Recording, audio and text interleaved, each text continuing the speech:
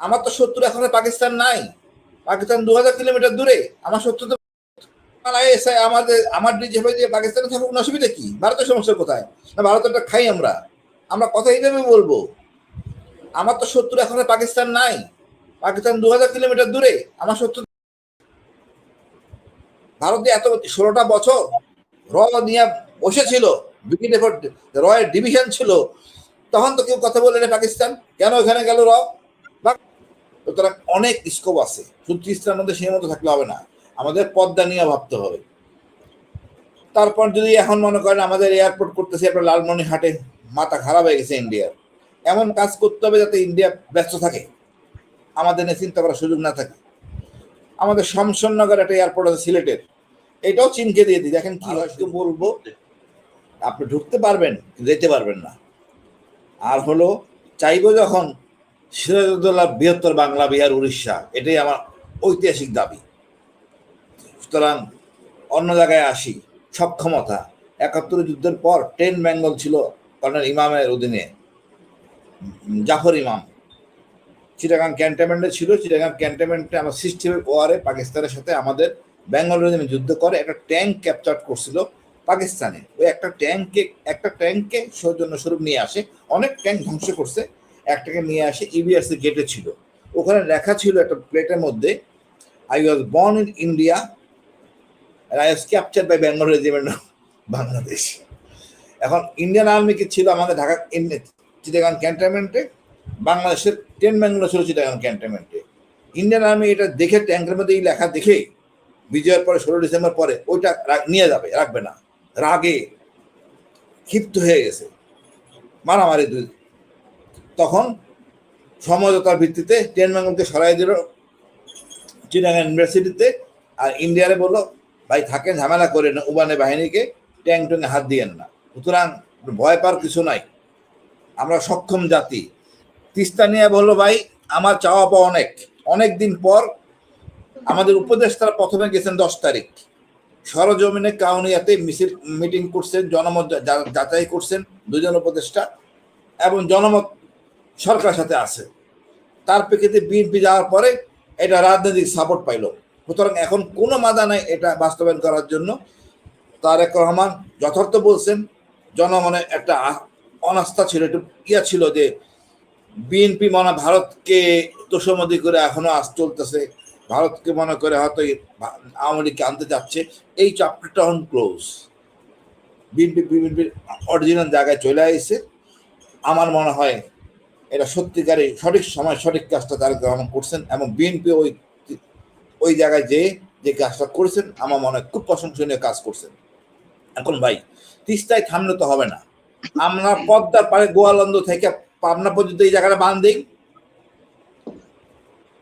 আমার যে পদ্মা তো শুকায় গেছে, এই মাটি দিয়ে বাঁধ বানানো হলে কি হবে ভাবতে পারেন আপনি? কত বড় জলাশয় পাবো, জিকে প্রজেক্টটা লাইট পাবে, এবং বর্ষাকালে ওভারফ্লো হলে আমরা জলবিদ্যুৎও করতে পারি, কোনো সমস্যা নাই 3 মাসের জন্য। সুতরাং অনেক স্কোপ আছে, শুধু তিস্তার মধ্যে সেই মতো থাকলে হবে না, আমাদের পদ্মা নিয়ে ভাবতে হবে। তারপর যদি এখন মনে করেন আমাদের এয়ারপোর্ট করতেছে আপনার লালমনিরহাটে, মাথা খারাপ হয়ে গেছে ইন্ডিয়ার। এমন কাজ করতে হবে যাতে ইন্ডিয়া ব্যস্ত থাকে, আমাদের নিয়ে চিন্তা করার সুযোগ না থাকে। আমাদের শমশননগর একটা এয়ারপোর্ট আছে সিলেটের, এটাও চীনকে দিয়ে দিই, দেখেন কি হয় শুরু। 7 সিস্টার নিয়ে আমাদের ভাবতে হবে না, যারা ভাবা তারা ভাববে। আমি মনে করি সঠিক সময় সঠিক কাজ করতে হবে। পাকিস্তানের সাথে আমাদের আগে পুরোনো দিনে আমার এখনো দেখি মাঝে মাঝে হিন্দি গান বা পাকিস্তানি গান দেখি, ছবি অর্থাৎ মিডিয়া, আমাদের ফিল্ম ডেভেলপ ছবি করতে হবে, আমাদের সক্ষমতা বাড়াই আনতে হবে, সামরিক সক্ষমতা বৃদ্ধি করতে হবে, যে ভাই জগর ভাই বললেন অবশ্যই সেটা করতে হবে, ছবি করতে হবে, পর্যটন ডেভেলপ করতে হবে। এটা করলে আমাদের মধ্যে সক্ষমতা বাড়বে। ভারতের সাথে যুদ্ধ করতে হবে না। ভারতের 3 ফ্রন্ট কিভাবে যুদ্ধ করবে আমি বুঝি না। আরে আপনি যেখানে যুদ্ধ করবেন সেখানে শত্রু থাকে, 7 সিস্টার কোথায় যুদ্ধ করবে ভারত? ওখানে নিজের শত্রু যদি ঘুমাইতে দেয় না দেয়, আমার লাগে কেমন যুদ্ধ করবেন আপনি? সুতরাং আমরা ডক্টর ইনু যথার্থ বলছেন, এবং যুগোপযোগী পদক্ষেপ নেওয়া হয়েছে। ইনশাল্লাহ বাংলাদেশ ঘুরে দাঁড়াবে। আবু সাইদের প্রতি স্যালুট। এই ছেলেরা আমাদের নতুন দেশ দিছে, আমাদের মানে সূর্যোদয়টা এখন পরিষ্কার ফকফকা। ইনশাল্লাহ উজ্জ্বল ভবিষ্যৎ আমাদের। ছাত্রদের প্রতি আমার স্যালুট। আশা করি আমরা কাঙ্ক্ষিত লক্ষ্যে পৌঁছতে পারবো। ভারতের সেবা দাস হতে হবে না, আর ফ্যাসিস্টার কোনোদিন আর জন্ম হবে না ইনশাআল্লাহ। জি, ধন্যবাদ। আমি আরেকটু বিষয় আপনার কাছ থেকে আসি। জনাব জহুরুল হায়দার সাহেবের যে বক্তব্য, নিউজটা আমি এই মুহূর্তেও দেখলাম। বাংলাদেশে আইএস এর এজেন্ট রয়েছে, পাকিস্তানি সেনাবাহিনীর সদস্যরা রয়েছে, ভারতের আর্মি চিফের বক্তব্য। ওনার এই বক্তব্যের সত্যতা কতটুকু রয়েছে, বা বাংলাদেশ নিয়ে এরকম মন্তব্য তারা আসলে করতে পারে কিনা?